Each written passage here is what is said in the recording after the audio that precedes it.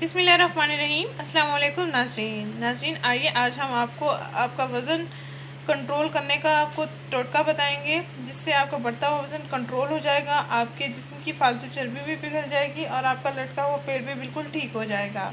जिसके के बाद अक्सर ख़वातीन का पेट लटक जाता है और उनके लिए ये बेहतरीन इलाज है, वो इसका लाजमी इस्तेमाल करें।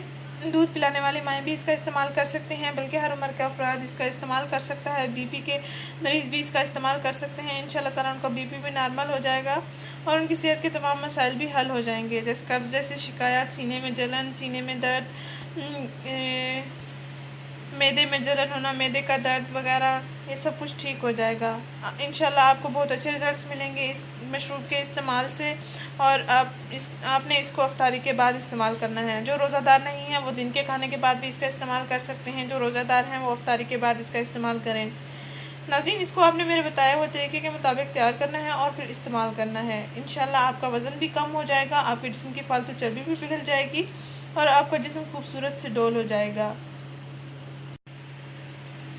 नाज़रीन, मोटापे और बढ़ते हुए वज़न की वजह से, लटकते हुए पेट की वजह से जिस्म की शेप बेढंगी हो जाती है। अगर आप इस मशरूब का इस्तेमाल मुसलसल जारी रखेंगे तो आपके जिस्म की शेप भी अच्छी हो जाएगी, आपका जिस्म खूबसूरत से डोल हो जाएगा और आपका जिस्म बेढंगा लटका हुआ, जैसे कूल्हू रानों की चर्बी पिघल जाएगी, क्योंकि कूल्हू और रानों की चर्बी जब बढ़ जाती है तो जिस्म भारी भारी सा हो जाता है, चलना फिरना भी मुश्किल हो जाता है, जोड़ों में भी दर्द महसूस होता है। इस मशरूब के इस्तेमाल से आपके कूल्हू रानों, मोटे बाजू, लटकते पेट की चर्बी भी पिघल जाएगी और आपका वज़न भी आसानी से कम हो जाएगा। नाज़रीन, आपने करना ये है कि 2 कप पानी लेना है।